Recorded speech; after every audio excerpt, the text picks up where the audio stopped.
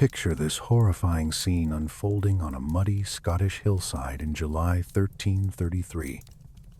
You're trudging uphill, shoulder to shoulder with 5,000 other Scottish soldiers in a massive formation called a siltron. Your legs burn from wading through the marsh below. Your chainmail weighs 60 pounds, and you're cooking inside it under the summer sun. The sky above you suddenly turns black, not with clouds, but with arrows. A swarm of English longbow arrows begins its terminal descent toward your position. Your survival instinct, honed through years of border warfare, overrides your military training in an instant. You tuck your chin down into your chest, trying desperately to shield your vulnerable face with the steel rim of your helmet. That reflexive movement just killed you. By tilting your head forward, instinctively, you unwittingly pull the chainmail, aventail the metal collar, protecting your neck tight against your throat. This opens a lethal 1-inch gap of exposed flesh between the base of your skull and the edge of your armor. A single heavy bodkin arrow, falling from the clouds at terminal velocity, slides perfectly into this vulnerability you've just created. The hardened steel point severs your spinal cord with the precision of a surgeon's scalpel. You collapse instantly into the mud, your legs suddenly useless. But you're not dead yet. That would be a mercy. You're simply paralyzed from the neck down, conscious but unable to move. You're forced to stare helplessly at the mud inches from your face, while the next volley of thousands of arrows massacres the men stumbling blindly behind you. You can hear everything: the screams, the wet thuds of impacts, the trampling feet. You just can't move. This specific mechanical brutality defined the Battle of Halidon Hill and changed medieval warfare forever. Before we analyze how this massacre rewrote the rules of combat, smash that like button and subscribe to Map-Room Battles, and drop a comment telling me which historical battle you think was the most unjust or avoidable. I read every single one. To understand why this particular slaughter happened, we must completely strip away the romantic mythology of chivalry and honor. The year is 1333. England is a humiliated pariah state among European powers. 19 years earlier, at the catastrophic Battle of Bannockburn in 1314, the Scots under Robert the Bruce had utterly humiliated the English military, wiping out their supposedly invincible heavy cavalry in a single afternoon of brutal fighting. That devastating defeat broke England's collective spirit and military confidence. It forced the English crown to sign the Treaty of Northampton in 1328, formally recognizing Scottish independence after centuries of English claims. But the new King of England, Edward III, does not care about his father's treaties or diplomatic commitments. At just 20 years old, he's cold, ruthlessly pragmatic, and absolutely obsessed with avenging his family's honor. He despises the living memory of his weak father's failures. He knows with certainty that the traditional English way of war, charging on horseback like glory-seeking aristocrats playing at tournaments, is completely obsolete. It failed spectacularly at Bannockburn. It would fail again. So Edward decides to completely reinvent the game of warfare. He looks at the English longbow, a weapon previously despised by the aristocracy as merely a tool for peasant poachers hunting deer. And he sees something different, a medieval machine gun. He realizes with cold calculation that if he can combine massed archery with a strong defensive position and disciplined troops, he doesn't need to chase the Scots across the countryside. He can simply melt them from a distance. He needs a laboratory to test this revolutionary new theory. He chooses the wealthy port city of Berwick-upon-Tweed as his testing ground. Edward marches north with his army, not primarily to conquer territory, but deliberately to provoke a response. He lays siege to Berwick with a systematic brutality that shocks even his own contemporaries. He chokes the city's supply lines completely. He destroys its infrastructure. He creates a humanitarian crisis so severe that the Scottish army will be politically forced to leave their defensive strongholds to attempt a rescue. Archibald Douglas, the Guardian of Scotland, takes the bait exactly as Edward predicted. He marches south with a massive host, confident in his superior numbers, fueled by memories of past Scottish victories. He expects a traditional battle of swords and courage and noble combat. He does not realize he's walking into a physics equation that Edward has already solved on paper. Edward positions his army on Halidon Hill, overlooking the besieged city. He orders his proud knights to do the unthinkable, get off their expensive war horses and stand on foot, shoulder to shoulder with common archers. He uses the terrain to funnel the attacking Scots into a narrow, muddy choke point. He waits patiently. This is not a story about a battle. It's the story of how a brilliant young king turned an army into an industrial slaughterhouse, and how the Scots marched straight into the grinder with their eyes wide open. History often remembers wars as starting with a grand declaration, a trumpet blast echoing across borders, or a dramatic burning of a frontier town. But the bloody road to Halidon Hill actually began in the dark shadows of the English court, fueled by a group of angry, desperate men whispering conspiratorially in corridors. They were known collectively as the disinherited. These were not your typical beggars or dispossessed peasants. They were members of the Anglo-Scottish elite, powerful men like Henry de Beaumont and David Strathbogie, who had lost vast, profitable estates in Scotland when Robert the Bruce solidified his iron rule after Bannockburn. For years they had festered in England, nursing bitter grudges and empty titles that meant nothing without land. To them, the Treaty of Northampton wasn't just an inconvenient diplomatic document. It was a restraining order, keeping them from reclaiming their ancestral property by force. King Edward III, young and ambitious, saw these disinherited nobles not as embarrassing liabilities, but as a perfect legal loophole. The young king desperately wanted Scotland back under English control, but he couldn't simply march a Royal English army north across the border. That would violate the Treaty of Northampton and make him an oathbreaker in the eyes of the Pope and all of Christian Europe. So he looked at the disinherited and saw a convenient proxy army. He could quietly let them invade Scotland as private citizens. If they failed miserably, he could publicly disavow them as rogue criminals acting without royal approval. If they succeeded, they would owe him everything. It was geopolitical deniability, medieval style. At the center of this conspiracy was a man named Edward Balliol.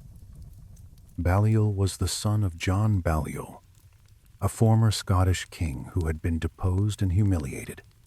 He had a legitimate, albeit dusty and contested, claim to the Scottish throne. He was the perfect puppet, ambitious enough to be useful, weak enough to be controlled. In 1332, Edward III quietly allowed Balliol and the disinherited to gather ships and supplies in Yorkshire ports. Publicly, the king issued stern royal proclamations, forbidding any breach of the peace with Scotland. Privately, he almost certainly wished them good hunting and watched their sails disappear over the northern horizon. What happened next was the crucial dress rehearsal for the massacre at Halidon Hill. It was called the Battle of Dublin Moor in August 1332. This ragtag force of roughly 500 adventurers and dispossessed nobles landed in Fife. They were vastly outnumbered. The Scottish regent, the Earl of Mar, marched to meet them with an army estimated at anywhere from 15,000 to 20,000. Men's sources vary wildly. By all conventional military logic, the disinherited should have been wiped out in hours. But Henry de Beaumont, the tactical brain behind the invasion, did something radical and unprecedented. He looked at his small force of heavily armored knights and realized they would be completely swamped if they charged on horseback in traditional fashion. So he gave an order that must have seemed insane to his nobles' dismount. He formed them into a solid, immovable block of steel infantry and carefully placed his longbow men on the flanks to create crossfire. When the confident Scots charged, they didn't meet the expected cavalry countercharge they'd been trained to fight. They met an unbreakable wall and a deadly funnel of arrows. The English longbowmen drove the Scots inward from both sides, crushing them into a confused, suffocating mass in the center where they couldn't use their weapons. The English men-at-arms simply held the line like a wall and methodically butchered those who stumbled forward. The Earl of Mar died. Thousands of Scots fell. The disinherited won a kingdom in a single afternoon, using the exact tactic Edward III would later perfect. Edward Balliol was crowned King of Scots at Scone, the traditional coronation site. But his reign was a transparent farce from the beginning. He was a king with no popular support, ruling a hostile population that despised him as an English puppet. Within months, the Scottish loyalists, led by a young, aggressive noble named Archibald Douglas, struck back hard.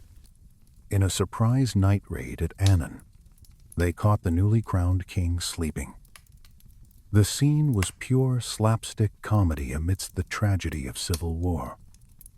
Edward Balliol, the man who claimed to be the rightful ruler of Scotland, was forced to literally smash a hole through the wall of his own bedroom to escape assassination.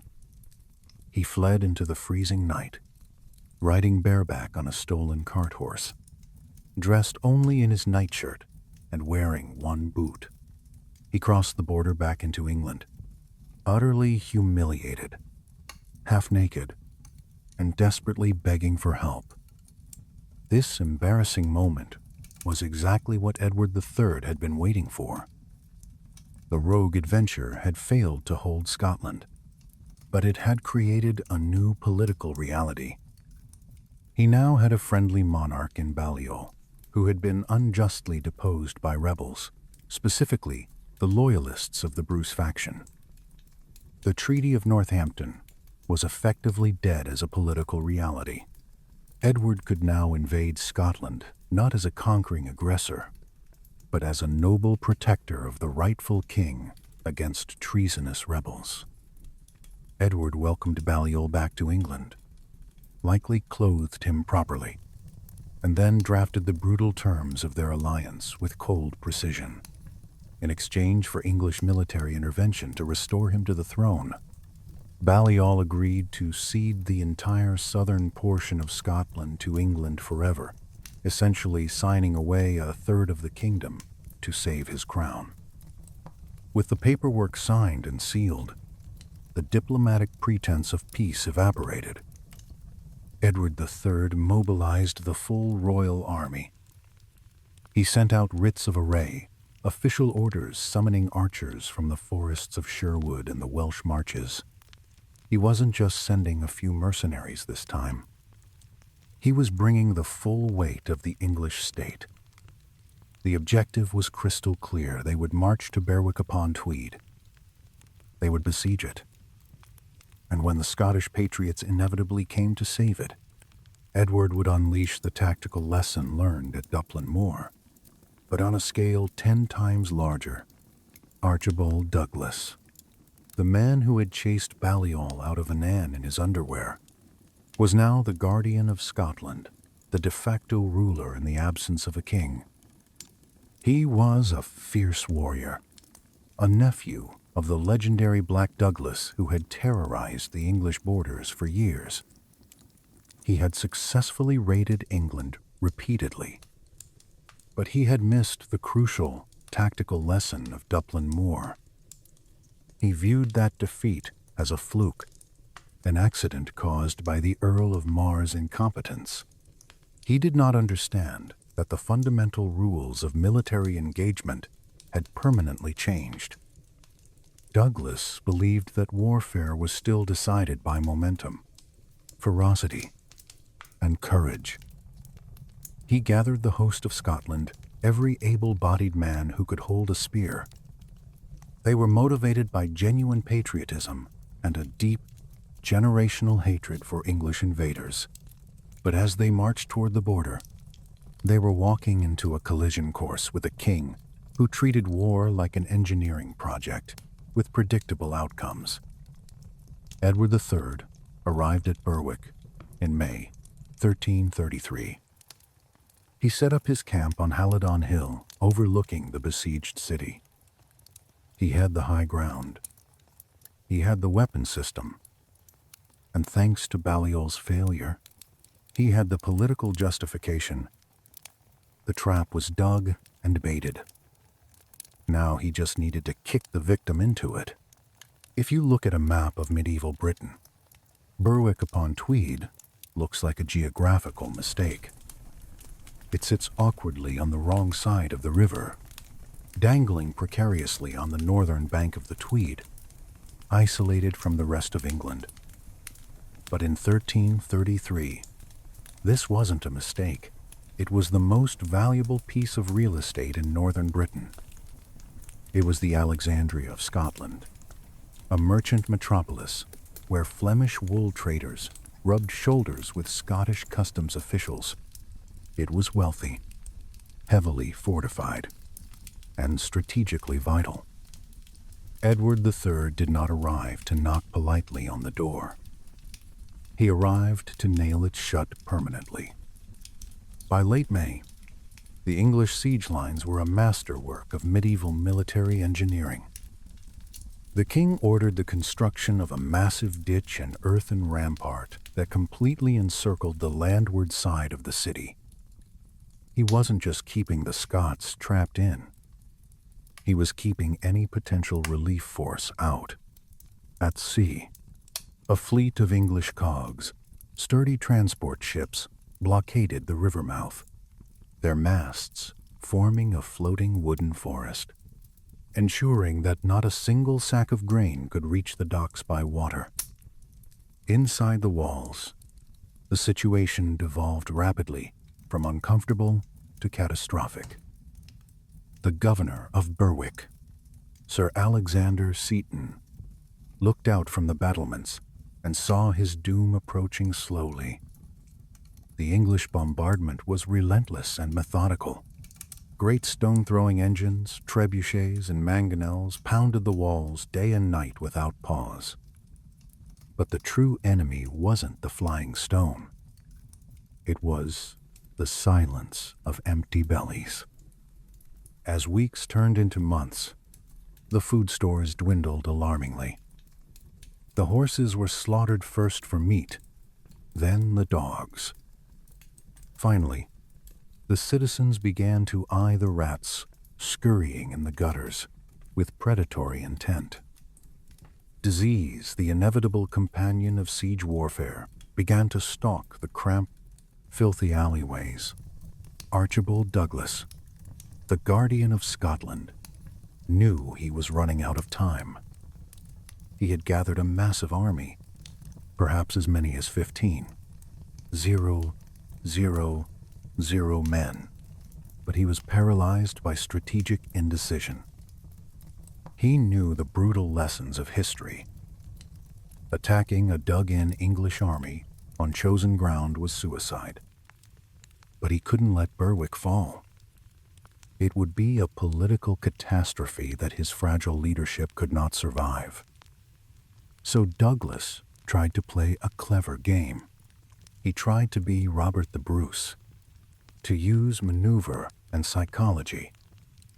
Instead of marching directly to Berwick, Douglas marched his entire army south deep into English territory. He crossed the River Tyne and began systematically burning the English countryside. He torched villages, stole cattle, and spread terror throughout Northumberland. His strategic logic was sound. If he caused enough pain to English civilians, Edward would be politically forced to lift the siege of Berwick and come chase him. It was a classic distraction maneuver. Douglas even raised the stakes to a personal level. He marched on Bamburgh Castle, a few miles down the coast, where Edward's young wife, Queen Philippa, was staying. He laid siege to the Queen herself, hoping that the direct threat to his wife would drag Edward away from Berwick. It was a brilliant strategic gambit. Against any other king, it might have worked. But Edward III was not any other king. When breathless messengers arrived at the English camp with news that Northumberland was burning and that his own wife was under siege, Edward didn't flinch. He didn't order the tents struck. He didn't saddle his horse. He simply looked at the smoke rising on the southern horizon and essentially said, "Let it burn." Edward called Douglas's bluff with ice-cold calculation. He calculated that Bamburgh Castle was strong enough to hold indefinitely, and he knew that the prize of Berwick and the destruction of the Scottish field army was worth the temporary suffering of his own subjects. This cold-blooded strategic patience terrified the Scots. They realized they were dealing with a man who would not blink, who could not be provoked or distracted. Back in Berwick, the defenders could see the distant smoke of Douglas's raids on the horizon, but they also saw the English army sitting immovable outside their gates. Hope broke like glass. On July 15th, with the granaries empty and the walls crumbling from bombardment, Sir Alexander Seton signaled for a parley. He offered a conditional surrender with specific terms. The agreement was specific and ultimately fatal. Seton agreed that if the Scottish army did not relieve the city by sunset on July 19th, Berwick would open its gates and surrender to England. This agreement, known as the indentures, changed everything strategically. It transformed the vague situation into a ticking clock. But there was a crucial catch. The definition of relieved was strictly negotiated and written down. For Berwick to be considered saved, 200 Scottish men-at-arms had to physically fight their way through the English siege lines and cross the bridge into the city. Edward III smiled when he signed the paper. He had exactly what he wanted. He had forced Archibald Douglas into an impossible corner. Douglas could no longer raid the countryside or play for time.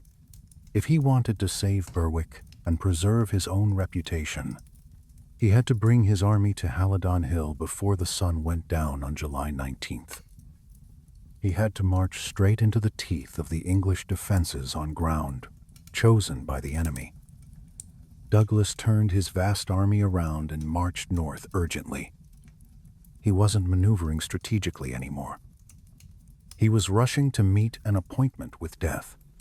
But Edward had one more psychological twist of the knife to ensure Douglas attacked in blind rage rather than cold calculation. The negotiations regarding the surrender had involved hostages as insurance. Sir Alexander Seton had given his own son, Thomas Seton, to Edward as collateral to guarantee compliance with the treaty. As the deadline approached, a dispute arose about the technicalities of what constituted relief. Edward, sensing hesitation in the Scottish leadership, decided to clarify his position with an act of shocking brutality. He decided that the terms of the treaty had already been breached. He ordered a gallows to be erected, not hidden in the camp but right in front of the city walls, in plain view of the battlements where Sir Alexander Seton stood watching. Chivalry is often romantically painted as a code of honor, a set of civilized rules that made medieval war less savage. But at Berwick, Edward III took that code, crumpled it up, and threw it into the mud. On the morning of the deadline, a dispute arose. The Scots argued they had technically relieved the town because a small raiding party had managed to sneak some supplies across the river. Edward disagreed coldly. To him, relief meant driving his army away from the walls. He was tired of legal semantics. He wanted a visceral reaction. He ordered the guards to bring out Thomas Seton. Thomas was not a soldier or a combatant. He was a hostage, the son of Sir Alexander Seton, the governor defending the town. Under the normal rules of medieval warfare, hostages were valuable pawns to be traded, ransomed guests, not victims to be executed. But Edward needed to send a message that would vibrate through the spine of every Scotsman watching. The English carpenters built a gallows. They didn't build it discreetly in the rear of the camp. They constructed it on high ground, directly in the line of sight of the city walls. Sir Alexander Seton and his wife stood on the ramparts, completely paralyzed by horror. They watched as English soldiers led their son up the wooden steps. There was no last-minute reprieve. There was no mercy or negotiation. The trapdoor opened. The rope snapped tight. Thomas swung in the wind, a grim pendulum, marking the end of English patience. The shock of this public execution broke the strategic stalemate. Inside the city, the defenders were horrified, but they were also solidified in their resistance. They would not surrender to a butcher.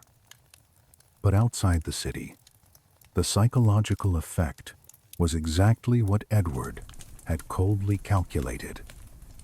Archibald Douglas and the main Scottish army arrived on the scene just in time to witness the aftermath or hear the screaming reports of the atrocity. The sight of the gallows stripped Douglas of his tactical options. He was the guardian of Scotland. He had already failed to protect the border. Now he had failed to protect the son of his own governor. The political pressure on his shoulders transformed into an unbearable weight. If he turned away now, he was a coward who let boys hang while he commanded 15. 000 spears. If he attacked, he was a fool, fighting on the enemy's chosen ground. Douglas looked up at Halidon Hill. The sight was a nightmare for any military commander. The English were not just on a hill, they were on the hill. Edward had deployed his army in 3 distinct divisions, known historically as battles. From the Scottish position in the valley below, the English looked like a wall of steel fused with the horizon. They had a commanding view of every possible approach. To reach them, the Scots would have to descend from their own position, cross a flat expanse of waterlogged marshland known locally as the bog, and then climb a long, steep slope of roughly 500 yards. Edward had deliberately left the entry to the bog open and inviting. It was a challenge, come and get me. Douglas held a war council with his captains. His nobles were furious, their blood boiling from the execution of Seaton and the destruction of their homeland. The younger nobles clamored for an immediate charge.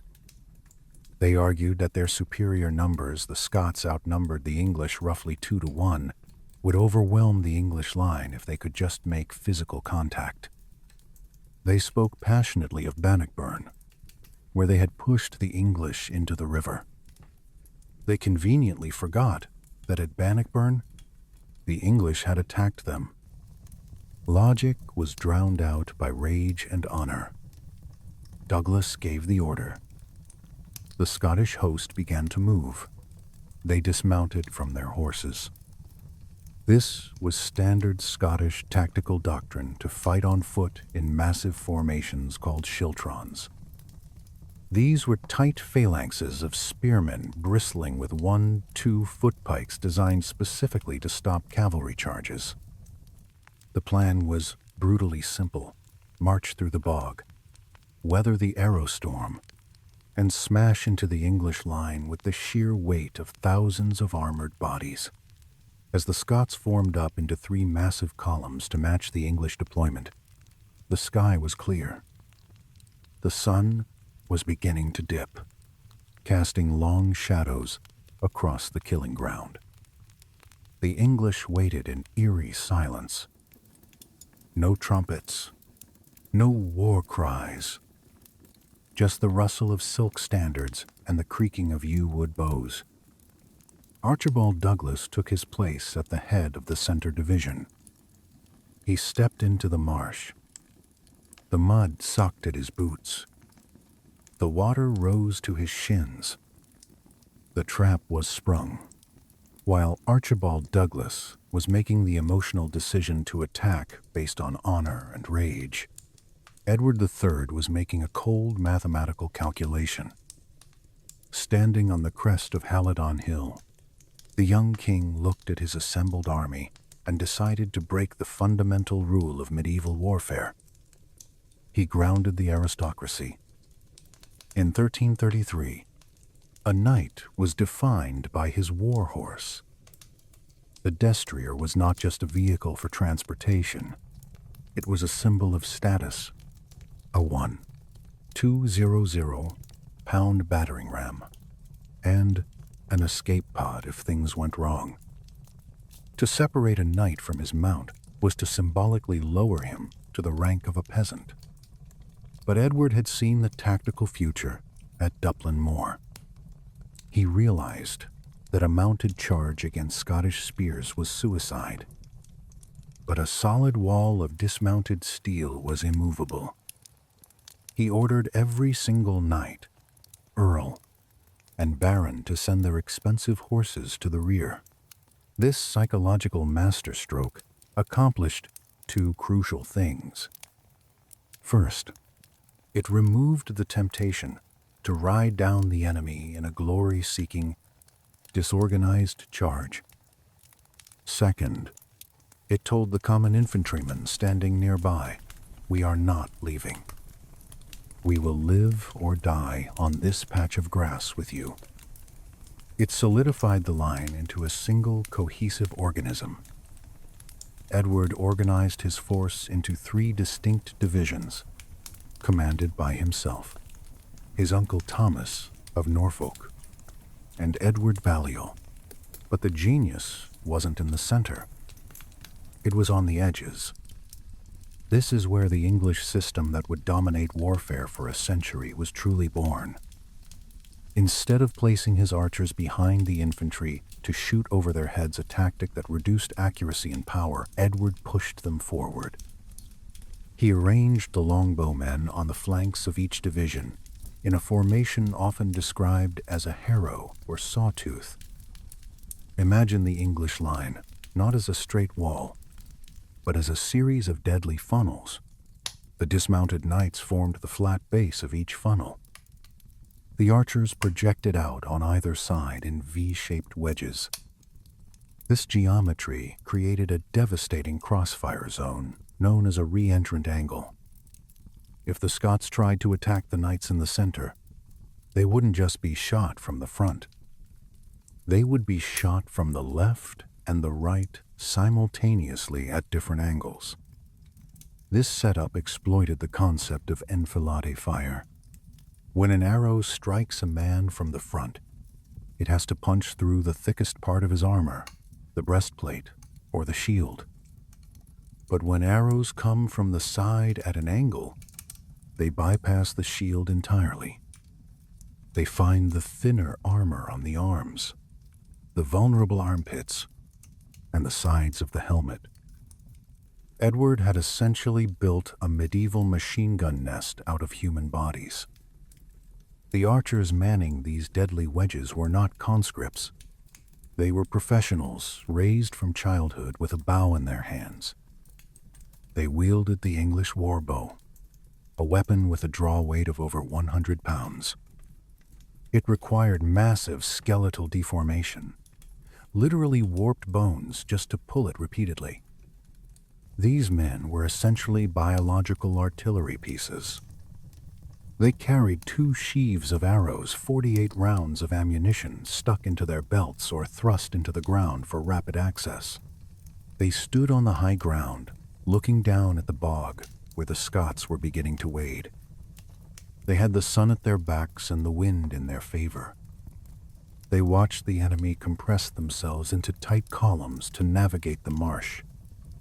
Edward's setup transformed the battlefield into a conveyor belt of death. The Scots would be fed into the bog, slowed by the mud, funneled by the terrain, and then subjected to a triangulated storm of missiles before they could even swing a sword. The English knights gripped their poleaxes and waited patiently. They knew they might not even have to fight. If the system worked as designed, the archers would do all the killing. The massacre was not an accident or luck. It was a blueprint executed with precision. The tragedy of Halidon Hill is best understood not by looking at the soldiers, but by looking at the ground beneath their feet. The Scottish army assembled on the opposing ridge known as Witch's Knowe. From this vantage point, Archibald Douglas could clearly see the English lines waiting on Halidon Hill.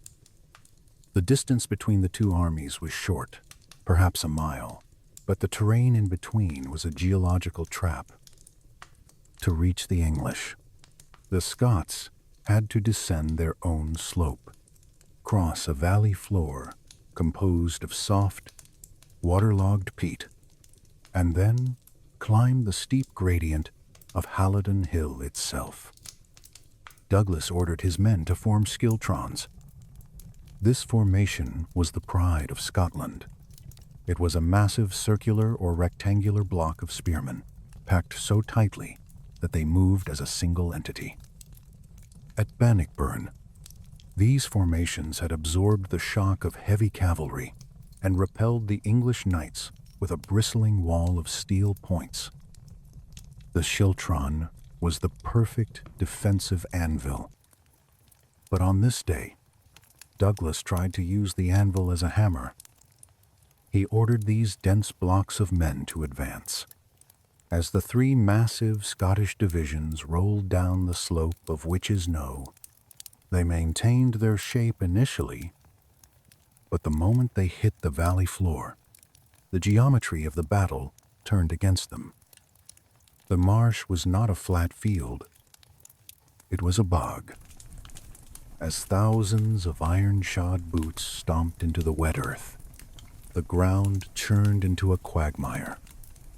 The precise lines of the schiltron began to waver. Men slipped on the unstable ground. The heavy 1-2 foot spears essential for keeping the enemy at bay became clumsy balancing poles. To avoid sinking or getting stuck, the soldiers instinctively huddled closer together. The formation compressed. This was the fatal error. A schiltron relies on spacing to allow soldiers to wield their weapons. As the mud forced them to bunch up, the Scots lost their ability to fight individually. They became a single slow-moving target, struggling just to stay upright. The flank markers drifted inward. The gaps between the three divisions intended to prevent flanking maneuvers began to blur. From the top of Halidon Hill, Edward III watched the Scottish army degrade from a military formation into a mob. He saw the struggle in the mire. He saw the steam rising from thousands of sweating, armored bodies, laboring in the summer heat. The Scots were now in the kill zone. They had left the safety of their ridge, but they had not yet reached the English lines. They were waist-deep in the problem, moving at a crawl, presenting the densest possible target profile to the English archers waiting patiently above. The physics of the terrain had already defeated the Scottish doctrine. The bog had stripped them of their momentum. The slope ahead would strip them of their stamina. And the English longbows were about to strip them of their lives. The horror of Halidon Hill wasn't just the killing, it was the waiting. As the Scottish vanguard finally dragged themselves exhausted out of the sucking peat of the bog, they were greeted not by flat ground, but by a lung-burning uphill gradient. They were already completely exhausted. Their legs burned from the effort of wading through the mire wearing 60 pounds of mail and plate. Their breath fogged inside their helmets. And they were still 200 yards away from the enemy. This is the moment where the English archers earned their brutal reputation. In medieval warfare, an archer wasn't a sniper picking off individual targets. He was a volume shooter. The goal wasn't to pick off an individual eye socket from a football field away. It was to put so much lethal iron in the air that walking through it became a mathematical impossibility. Edward III waited. He watched the Scots stumble up the lower slopes, gasping for air, their formations already beginning to clump together from the terrain. He let them get closer. He wanted them fully committed, past the point of no return, where retreat would be as deadly as advance. Then a single signal rippled down the English line. 5,000 longbowmen stepped forward in unison. They planted their left feet, pushed their bows out, and drew the heavy yew staves back to their ears. The sound of thousands of bows being drawn simultaneously is often described in contemporary chronicles as a deep creaking groan, like a ship breaking apart in a storm. They loosed. The first volley didn't fly flat like modern bullets. It arced high into the summer sky, reaching the apex of its trajectory before turning nose down. This was plunging fire. The arrows accelerated as they fell, accumulating kinetic energy from gravity. For the Scots struggling up the slope, the sun suddenly disappeared. The sky turned black. The noise of impact was not a metallic clang, but a wet thud multiplied by thousands. The first rank of the Scottish advance didn't just stop, it evaporated.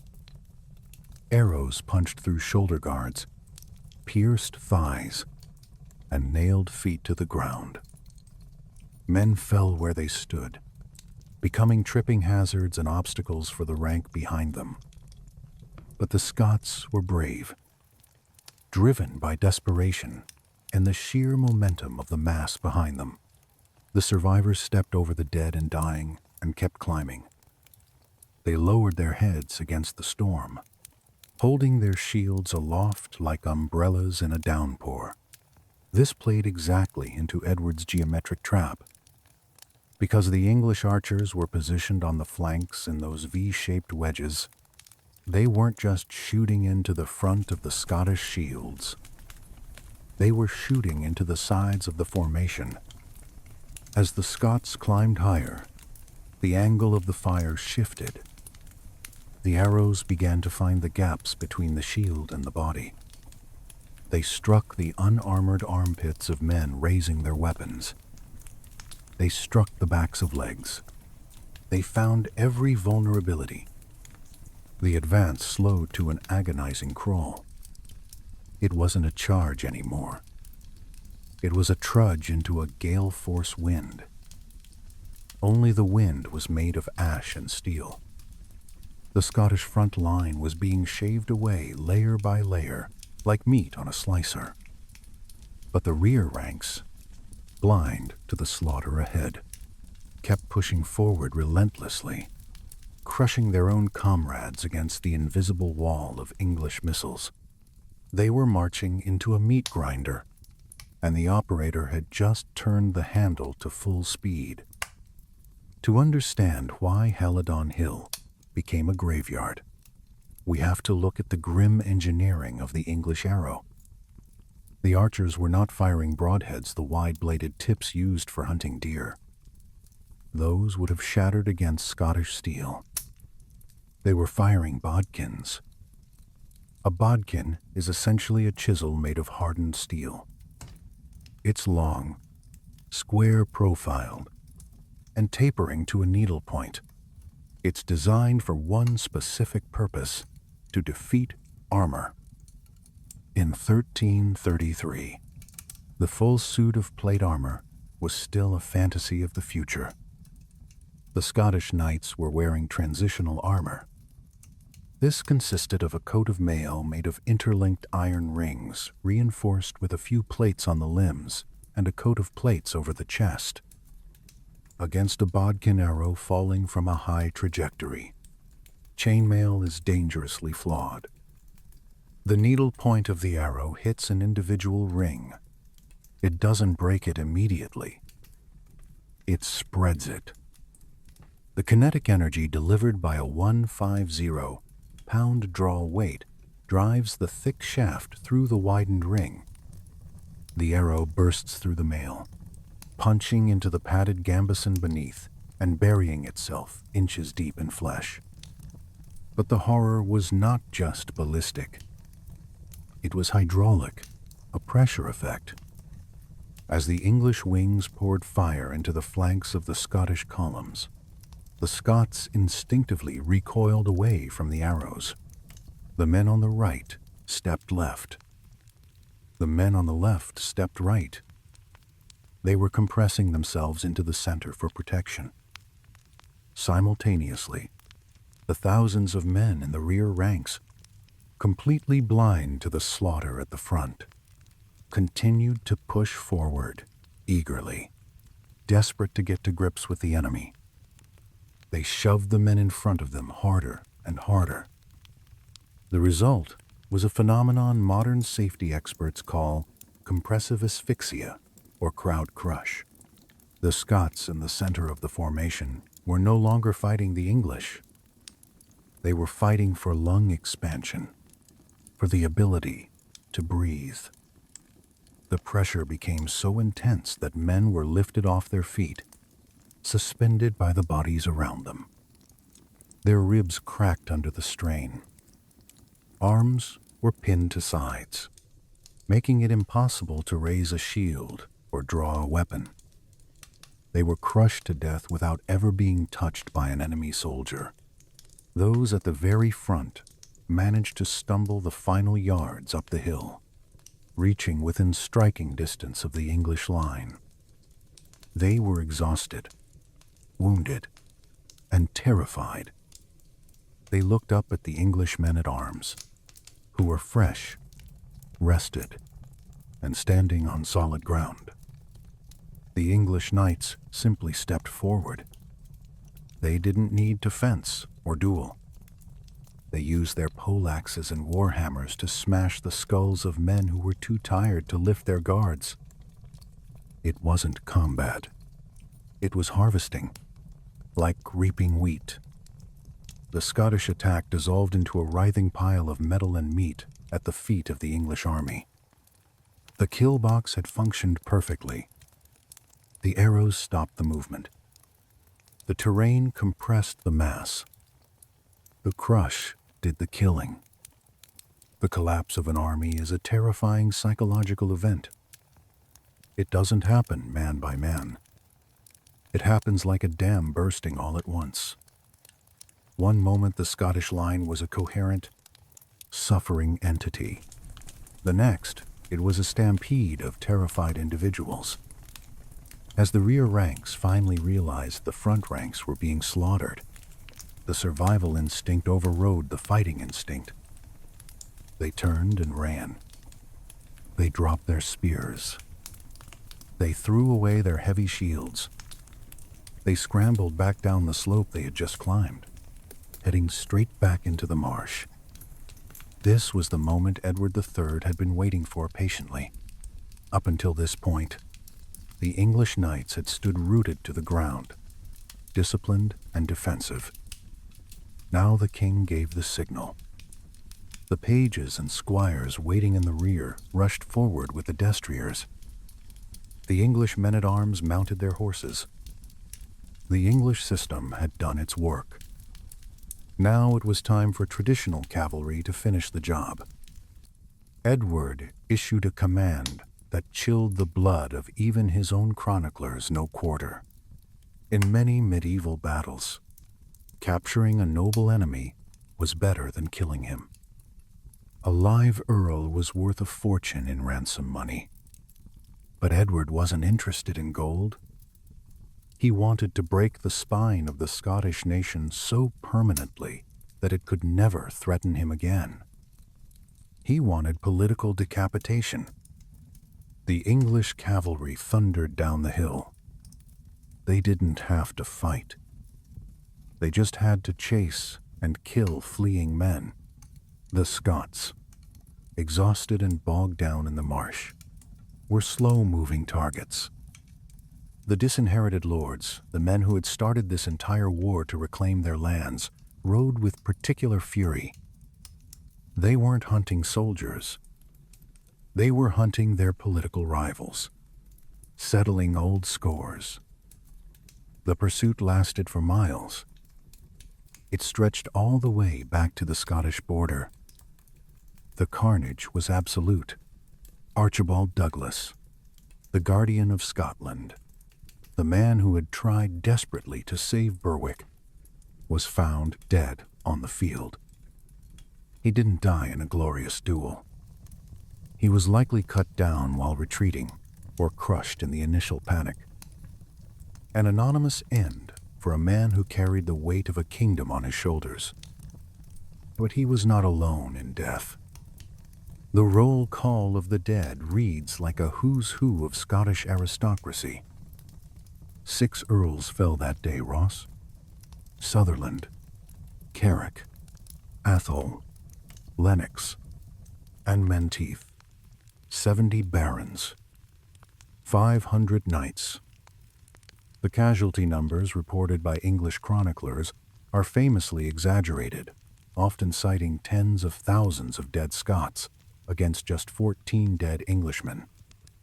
While modern historians adjust these figures skeptically, the disparity remains shocking. It's estimated that thousands of Scots died in the mud of Halidon Hill. The English losses were negligible, perhaps a few dozen men, mostly archers who had engaged in skirmishes. The Scottish army didn't just lose a battle.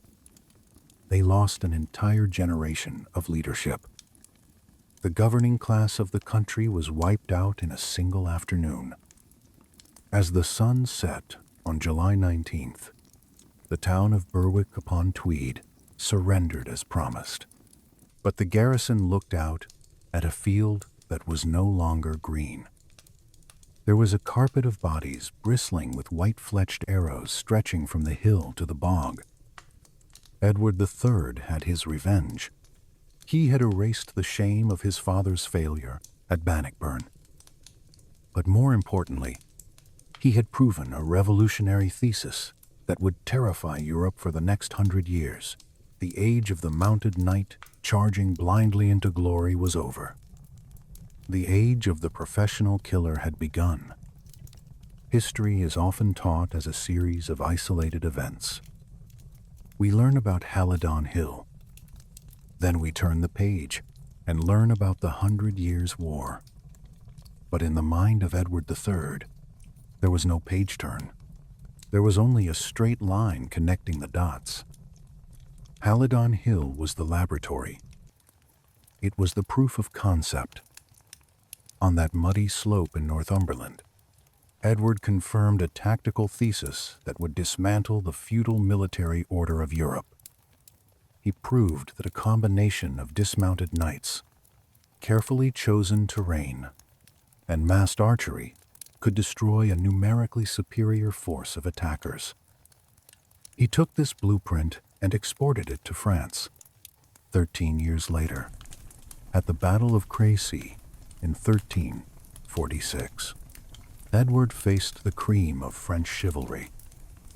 The French, like the Scots, believed in the unstoppable power of the heavy cavalry charge. And just like the Scots, they were cut to pieces by English longbows and finished off by dismounted men-at-arms. The same pattern repeated at Poitiers in 1356.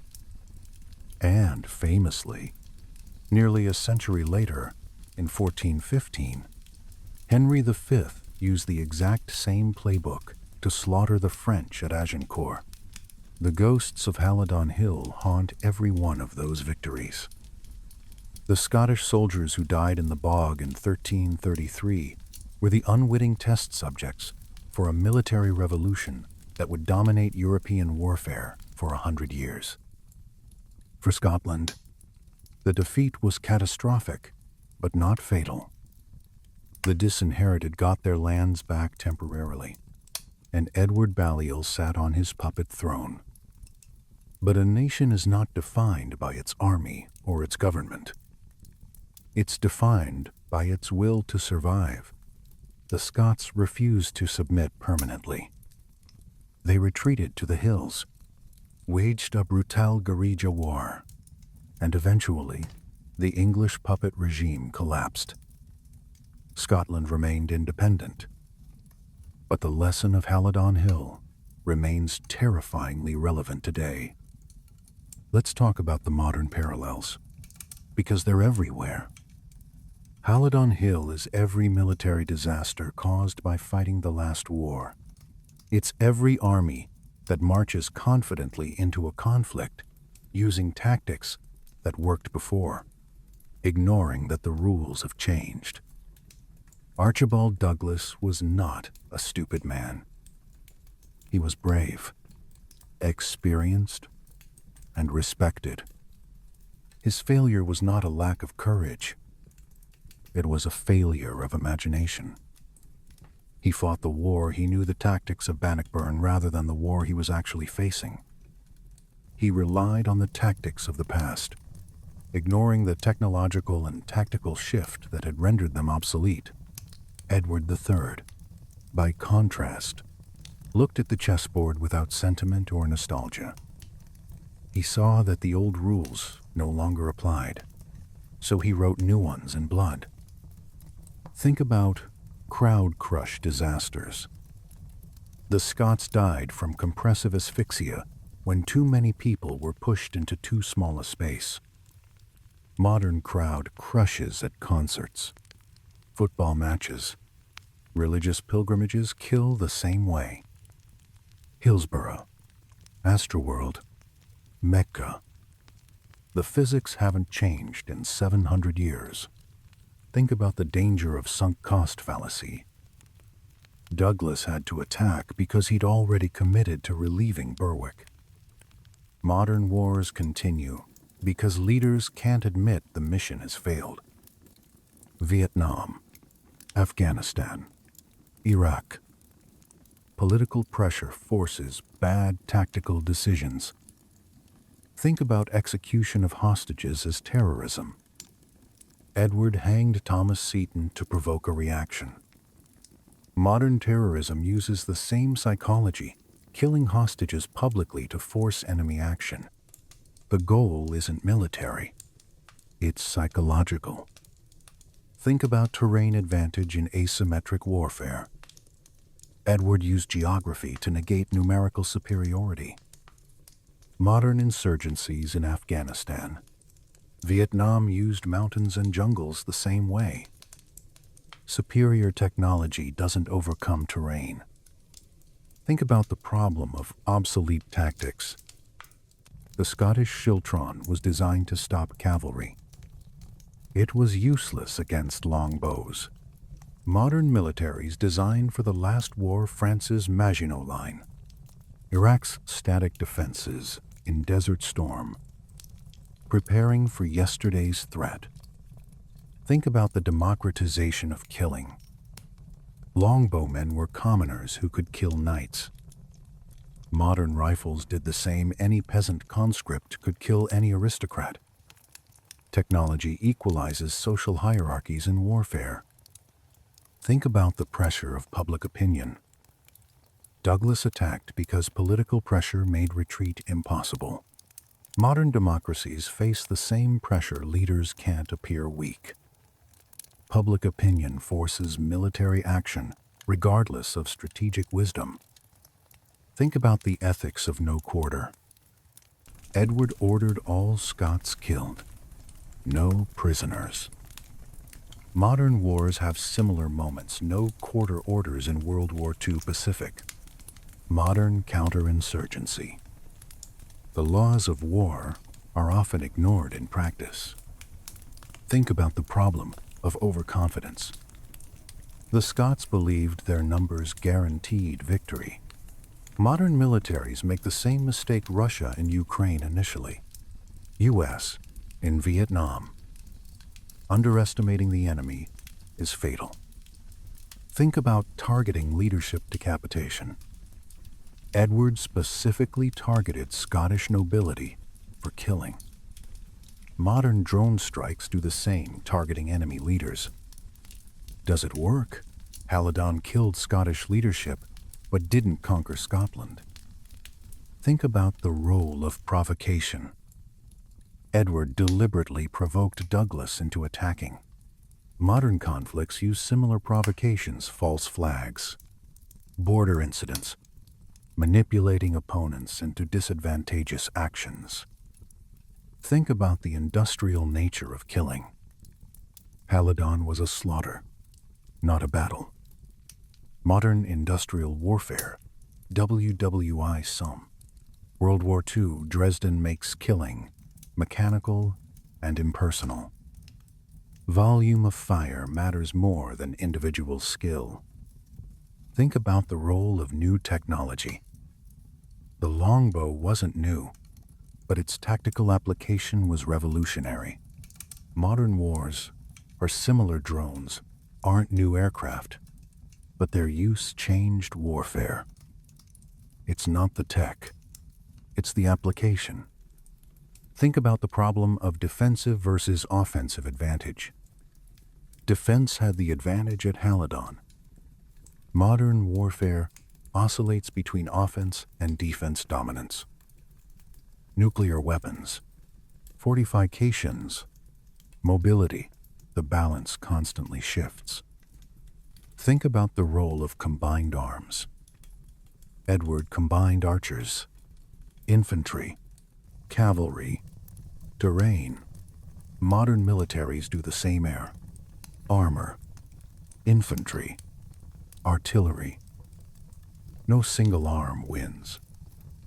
Integration matters. Think about the problem of fighting on enemy terms. Douglas fought where and when Edward wanted. Modern insurgencies refuse to fight on enemy terms.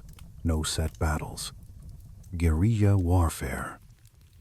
Controlling the terms of engagement matters more than numbers. Think about casualties and political will. Thousands of Scots died versus dozens of English. Modern democracies can't sustain casualties. Vietnam, Somalia.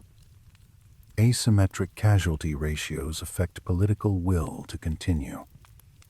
Think about the role of engineering in warfare. Edward engineered the battlefield siege lines, chosen ground. Modern military engineering is similar fortifications, obstacles, shaping battle space. Engineering shapes outcomes. Think about the problem of honor versus pragmatism. Scottish honor demanded attack. English pragmatism chose defense. Modern military culture struggles with this warrior ethos versus mission accomplishment. Think about the innovation paradox. England innovated. Scotland stuck with tradition. Modern militaries face the same tension. Innovation risks failure. Tradition risks obsolescence. How do you balance? Think about the role of mercenaries. The disinherited were essentially mercenaries, fighting for land. Modern private military companies fight for money. Motivations differ, but the dynamic is similar. Think about the problem of legitimacy. Balliol was a puppet king with no legitimacy. Modern puppet governments fail the same way Afghanistan, Vietnam. You can't impose legitimacy. Think about the siege as pressure tactic. Starving Berwick forced Scottish response. Modern sieges and sanctions use the same logic. Economic pressure forces political change. Does it work? Mixed results. Think about the problem of military innovation adoption. England adopted dismounted tactics quickly. Scotland didn't adapt. Modern militaries struggle with adoption. Some innovate rapidly. Others resist change. Organizational culture matters. Think about the ethics of using civilians as leverage. Berwick civilians starved to force Scottish action.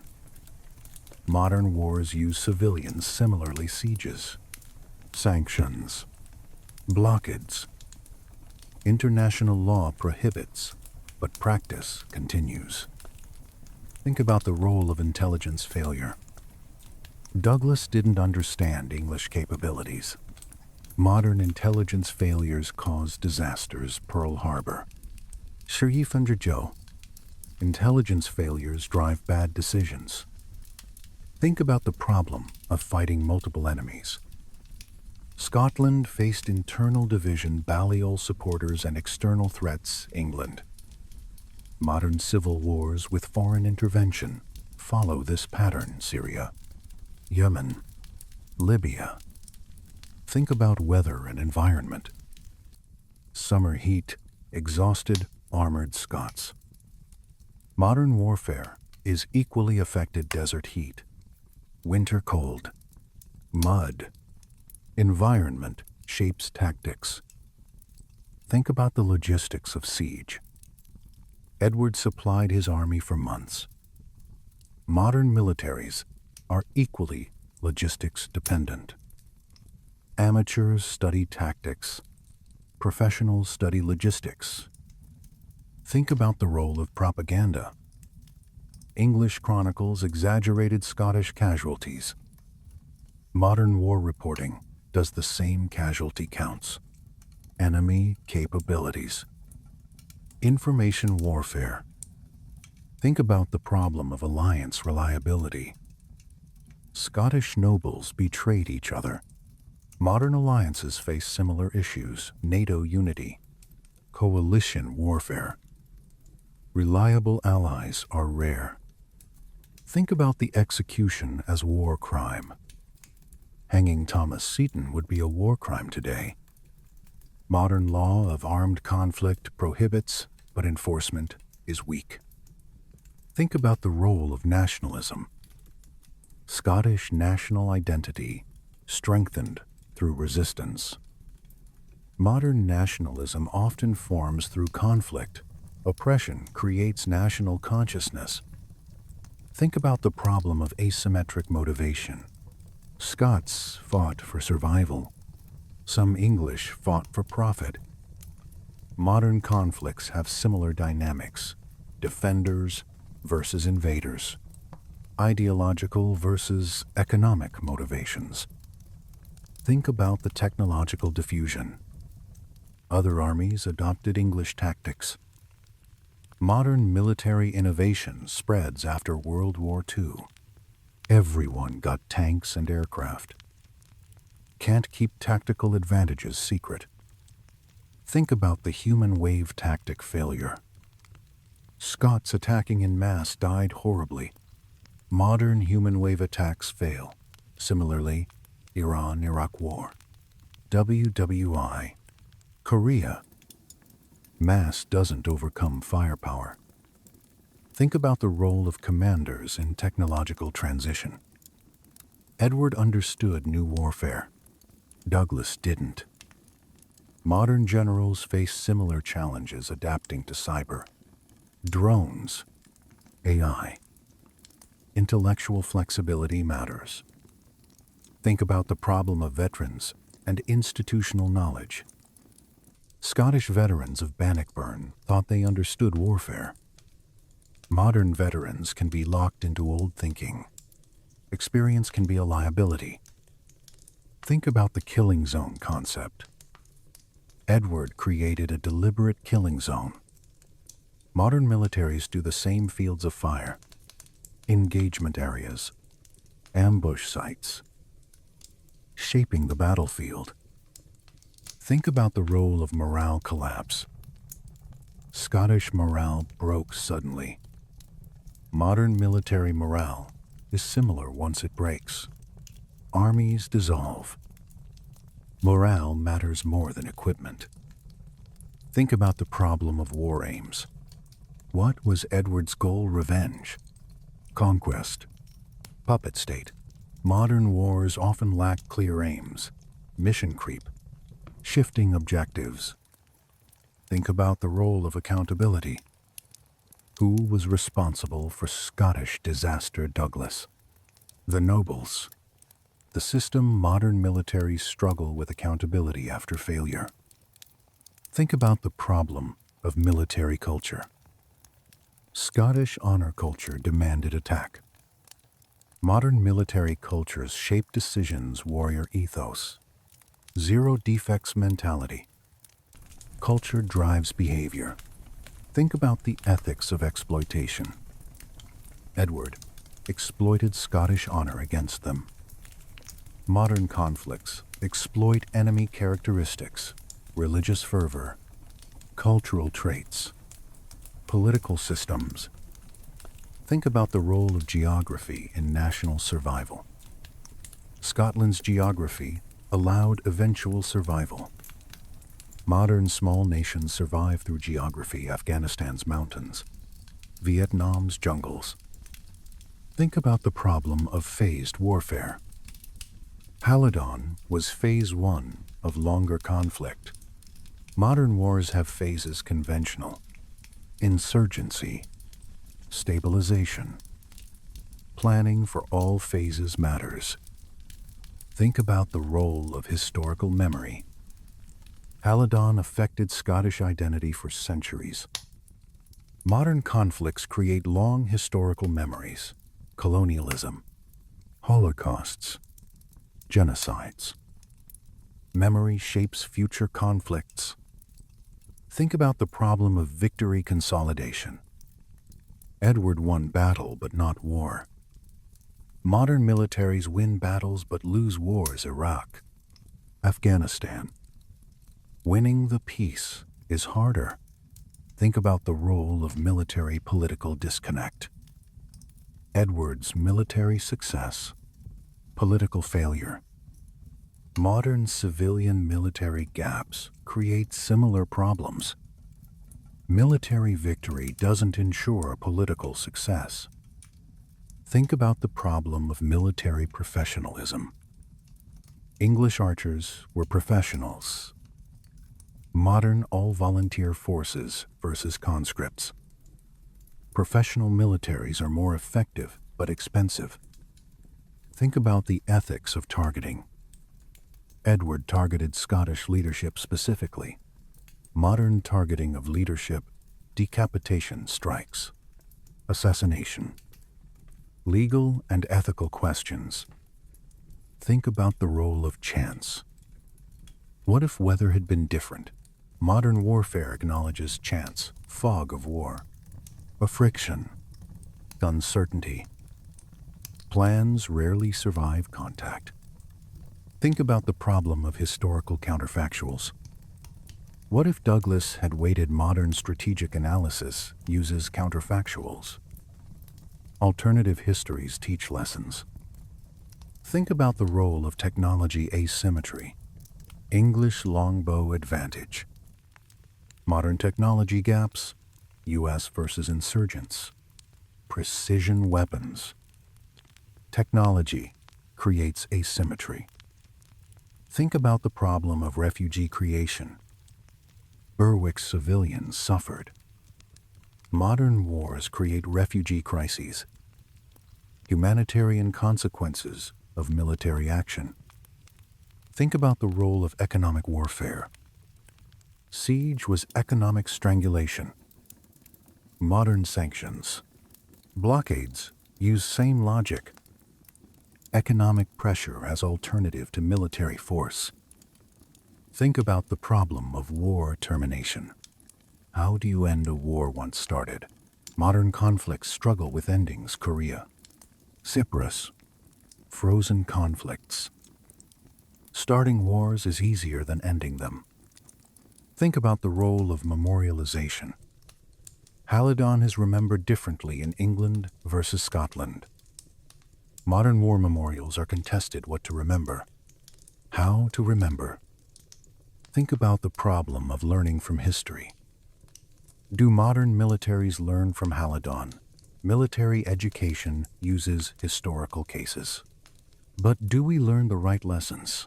Think about the ethics of war itself. Was Halidon just modern? Just war theory asks same questions. Jus ad bellum. Us in bello. When is war justified? Think about the role of individual soldiers. Scottish soldiers died following orders. Modern soldiers face same situation following orders in unjust wars. Individual responsibility. Think about the problem of survivor guilt. English soldiers survived while Scots died. Modern PTSD includes survivor guilt. Psychological cost of warfare. Think about the role of chance in survival.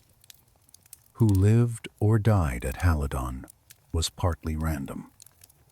Modern combat survival is partly luck. Randomness of death in war. Think about the problem of military innovation, diffusion. How did English tactics spread? Modern military innovation spreads through observation. Espionage. Education. Can't keep secrets. Think about the ethics of military advantage.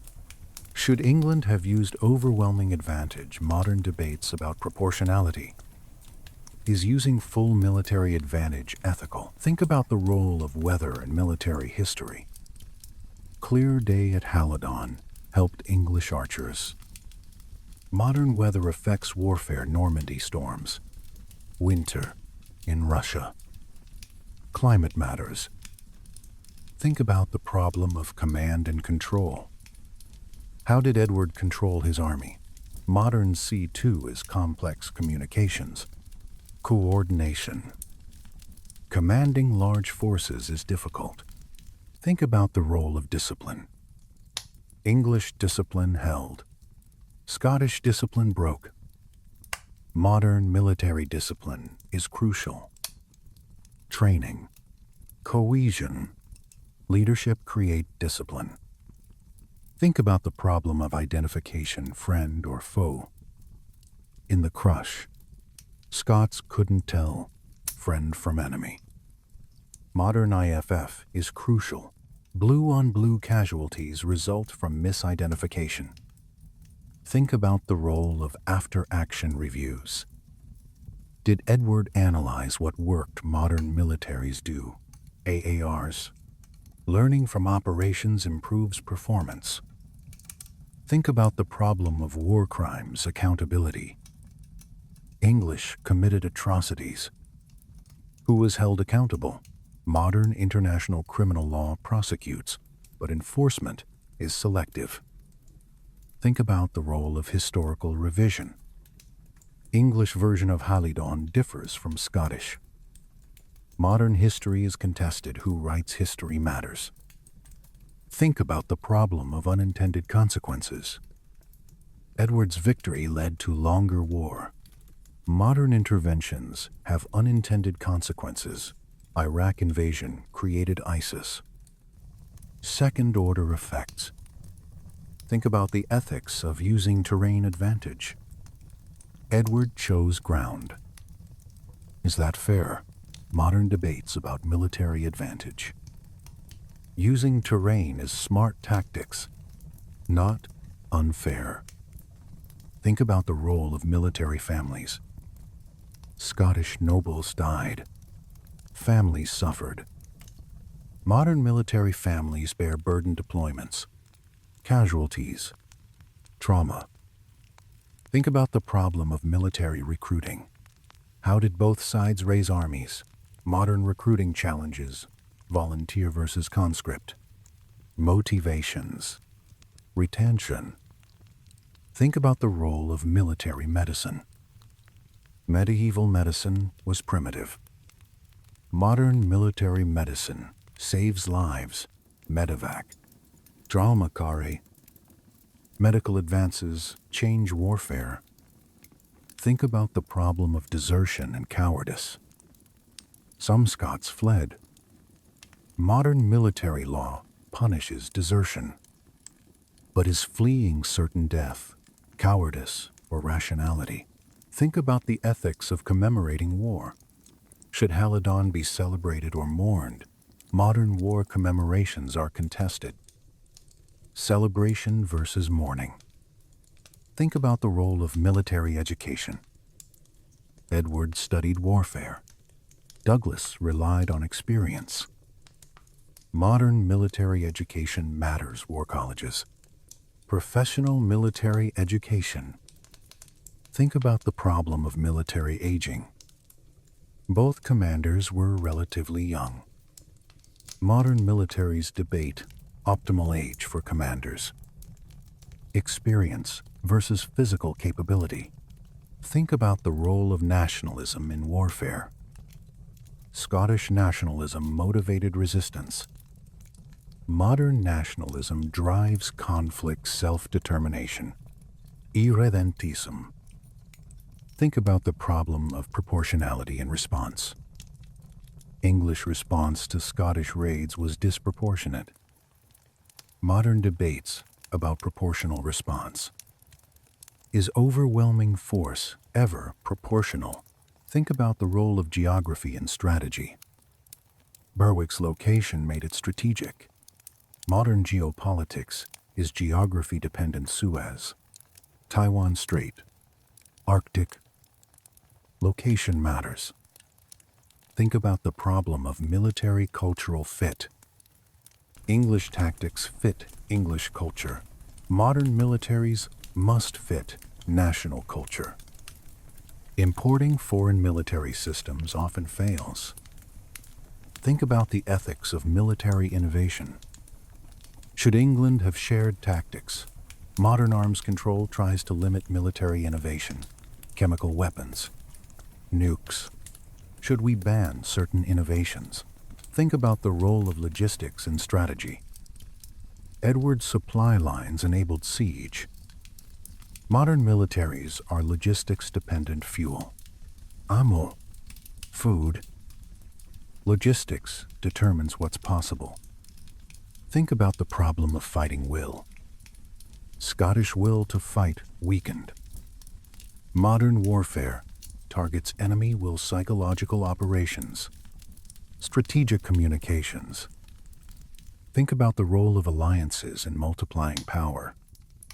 England's alliance with disinherited multiplied effect. Modern alliances are force, multipliers, NATO, coalitions. Think about the problem of military adaptation mid-conflict. Could Scots have adapted during battle? Modern militaries must adapt rapidly, learning while fighting. Adaptation matters. Think about the ethics of using overwhelming force. England used maximum force. Modern debates about overwhelming force shock and awe. Is it ethical or necessary? Think about the role of strategic patience. Edward waited for right moment. Modern strategy requires patience, waiting for opportunity. Impatience causes mistakes. Think about the problem of military leadership selection. How were commanders chosen?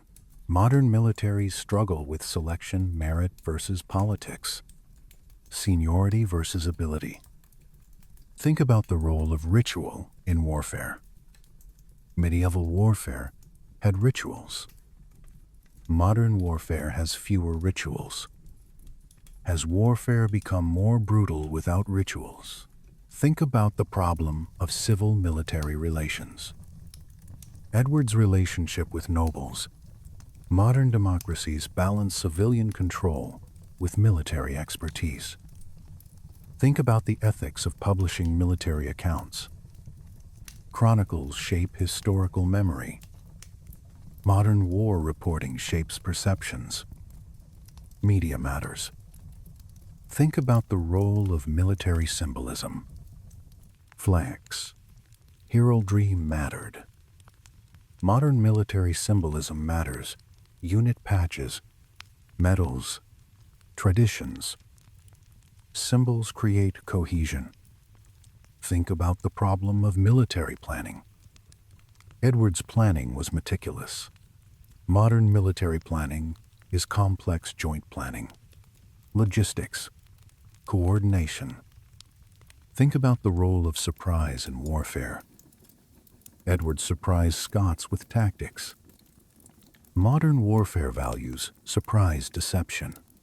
OPSEC. Surprise is force multiplier.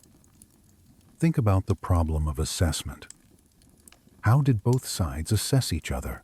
Modern intelligence assessment is crucial capabilities. Intentions. Doctrine. Think about the ethics of writing military history. Whose version is true? Modern military history is contested. Multiple perspectives exist. Think about the role of chance versus skill. How much was Edward's skill versus Douglas's bad luck? Modern military analysis distinguishes luck from skill. Both matter. Think about the problem of learning organizations. Did England learn from Dublin Moor? Modern militaries must be learning organizations. Institutional learning matters. So what's the final lesson of Halidon Hill? It's this: the world changes constantly. Technology evolves. Tactics that worked yesterday fail today. The greatest danger is not the enemy's strength, it's your own certainty that you understand how war works. Archibald Douglas was not a coward or a fool. He was a brave, experienced commander who fought the war. He knew.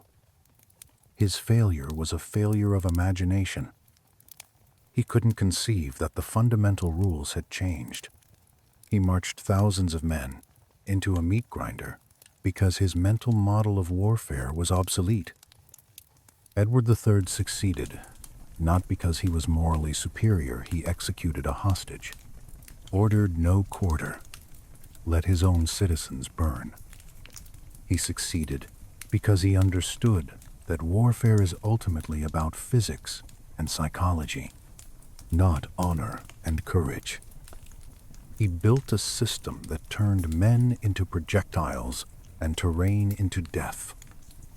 Halidon Hill teaches us that adaptive thinking matters more than courage, that studying your enemy matters more than trusting tradition. that the worst strategic mistake is assuming the future will look like the past. The Scottish soldiers who died in that bog weren't stupid or weak. They were brave men following the tactics that had worked at Bannockburn. They just didn't know the world had changed. Modern militaries, modern businesses, modern societies face the same challenge. The world is changing faster than ever. Yesterday's certainties are today's vulnerabilities. The tactics that brought you success will cause your failure if you don't adapt. The real Battle of Halidon Hill isn't fought on Scottish hillsides. It's fought in our minds between the comfort of what we know and the uncertainty of what's coming. Do we cling to old certainties like the Scots, or do we question everything like Edward history is not a book of dates and battles? It's a mirror showing us our own future. Halidon Hill happened in 1333, but it happens every day whenever an army, a company, a person marches confidently into the future using yesterday's tactics. The Scots thought they understood war. They were wrong. What are you wrong about today?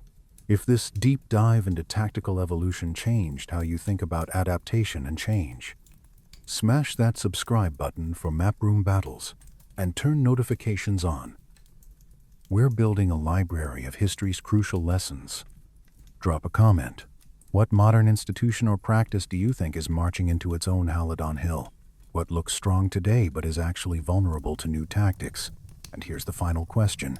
Are you, Edward III, constantly questioning and adapting? Or are you Archibald Douglas, fighting tomorrow's war with yesterday's tactics?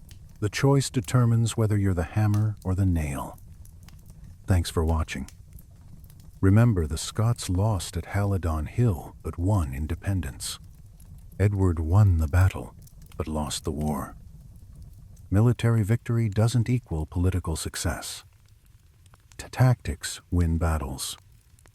Strategy wins wars. Will wins everything. Learn from history. Adapt constantly. Question everything. Stay humble. The moment you're certain you understand warfare or business, or life, you're already walking into your own bog. The arrows are already in the air. You just can't see them yet.